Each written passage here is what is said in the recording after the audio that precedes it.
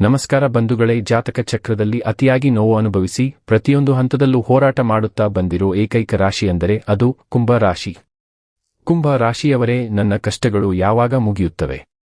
ನಾನು ಪ್ರೀತಿಸಿದವರೇ ನನಗೆ ಮೋಸ ಮಾಡಿದ್ರಲ್ಲ, ನಾನು ನಂಬಿದ ಜನರೇ ನನ್ನ ಕೈ ಬಿಟ್ರಲ್ಲ ಅಂತ ದಿನ ಕಣ್ಣೀರು ಹಾಕ್ತಿದ್ದೀರಾ? ತಲೆಕೆಡಿಸಿಕೊಳ್ಬೇಡಿ. ನೀವು ಪ್ರಾಣಕ್ಕಿಂತ ಹೆಚ್ಚಾಗಿ ನಂಬಿರುವ ಆ ಸಂಕಟ ಮೋಚನ ಆಂಜನೇಯ ಸ್ವಾಮಿ ನಿಮ್ಮ ರಕ್ಷಣೆಗೆ ಬಂದಿದ್ದಾನೆ. ನಿಮ್ಮ ಕಣ್ಣೀರಿಗೆ ಇನ್ಮುಂದೆ ಅಂತ್ಯ ಹಾಡೋ ಸಮಯ ಬಂದಾಗಿದೆ. ಅಂಜನ ಪುತ್ರ ಆಂಜನೇಯ ಸ್ವಾಮಿಯ ಪೂರ್ಣ ಅಭಯ ಪಡೆಯಲು ತಕ್ಷಣವೇ ಕಮೆಂಟ್ ಬಾಕ್ಸ್ನಲ್ಲಿ ಜೈ ಶ್ರೀರಾಮ್ ಅಥವಾ ಜೈ ಆಂಜನೇಯ ಎಂದು ಬರೆದು ಕಮೆಂಟ್ ಮಾಡಿ.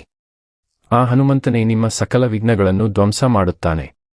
ಕುಂಭ ರಾಶಿಯವರೇ, ಕಳೆದ ಕೆಲವು ವರ್ಷಗಳಿಂದ ಶನಿಯ ಪ್ರಭಾವ ಮತ್ತು ಸಾಡೆಸಾತಿಯಿಂದಾಗಿ ನೀವು ಹೋದ ಕಡೆಯಲ್ಲೆಲ್ಲ ಅವಮಾನ, ಸಾಲದ ಬಾಧೆ ಮತ್ತು ಪ್ರಾಣ ಸ್ನೇಹಿತರಿಂದಲೇ ದ್ರೋಹ ಅನುಭವಿಸಿದ್ದೀರಿ.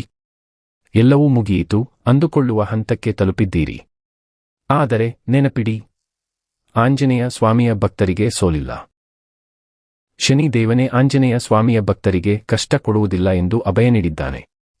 ಈಗ ಹನುಮಂತನ ಕೃಪೆ ನಿಮ್ಮ ಮೇಲಿರುವುದರಿಂದ ನಿಮ್ಮ ಮೇಲೆ ಯಾರೋ ಮಾಡಿದ ಶತ್ರು, ಕುತಂತ್ರ, ದೃಷ್ಟಿ ದೋಷ ಮತ್ತು ನೆಗೆಟಿವ್ ಎನರ್ಜಿ ಎಲ್ಲವೂ ಮಣ್ಣು ಮುಕ್ಕಲಿದೆ. ನಿಮ್ಮ ಶತ್ರುಗಳು ನಿಮ್ಮ ಹೆಸರು ಕೇಳಿದರೆ ನಡುಗುವ ಕಾಲ ಬಂದಿದೆ. ಆರ್ಥಿಕ ವಿಷಯಕ್ಕೆ ಬಂದರೆ ಕುಂಭ ರಾಶಿಯವರು ಎಷ್ಟೇ ದುಡಿದರೂ ಕೈಯಲ್ಲಿ ಹಣ ಉಳಿಲಿಲ್ಲ. ಬಂದ ಹಣ ಎಲ್ಲಿ ಹೋಯ್ತು ಅನ್ನೋದೇ ಗೊತ್ತಾಗುತ್ತಿರಲಿಲ್ಲ. ಆದರೆ ಇನ್ಮುಂದೆ ಆಂಜನೇಯನ ಆಶೀರ್ವಾದದಿಂದ ನಿಮ್ಮ ಧನ ಸ್ಥಾನ ಬಲಗೊಳ್ಳುತ್ತಿದೆ. ಹಠಾತ್ ಧನ ಯೋಗವಾಗಲಿದೆ. ನಿರೀಕ್ಷಿಸದ ಮೂಲಗಳಿಂದ ಹಣ ಹರಿದು ಬರಲಿದೆ. ಸಾಲ ಮುಕ್ತಿ. ದೀರ್ಘಕಾಲದಿಂದ ನಿಮ್ಮನ್ನು ಕಾಡುತ್ತಿದ್ದ ಸಾಲದ ಸುಳಿಯಿಂದ ಹೊರಬರಲು ದಾರಿ ಸಿಗಲಿದೆ. ಕೆಲಸ ಇಲ್ಲದೆ ಅಲೆಯುತ್ತಿದ್ದವರಿಗೆ, ವೃತ್ತಿಯಲ್ಲಿ ಪ್ರಮೋಷನ್ ಕಾಯುತ್ತಿದ್ದವರಿಗೆ ಶುಭ ಸುದ್ದಿ ಸಿಗಲಿದೆ. ಈ ಮಹಾ ಅಭಯದ ಫಲವನ್ನು ಪೂರ್ಣವಾಗಿ ಪಡೆಯಲು ಕುಂಭ ರಾಶಿಯವರು ಈ ಸರಳ ಪರಿಹಾರ ತಪ್ಪದೆ ಮಾಡಿ.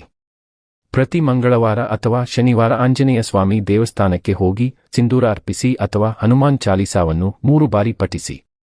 ನಿಮ್ಮ ಭಕ್ತಿ ಮತ್ತು ನಂಬಿಕೆಯ ಸಂಕೇತವಾಗಿ ಕಮೆಂಟ್ನಲ್ಲಿ ಜೈ ಬಜರಂಗಬಲಿ ಎಂದು ಬರೆಯಿರಿ. ಸ್ವಾಮಿಯ ಆಶೀರ್ವಾದ ಪಡೆಯಿರಿ. ಕುಂಭ ರಾಶಿಯವರೇ, ಇನ್ಮುಂದೆ ನೀವು ಒಂಟಿಯಲ್ಲ. ನಿಮ್ಮ ಜೊತೆ ಆಂಜನೇಯ ಸ್ವಾಮಿ ಇದ್ದಾನೆ. ಧೈರ್ಯವಾಗಿ ಮುನ್ನುಗ್ಗಿ, ಯಶಸ್ಸು ನಿಮ್ಮದೇ.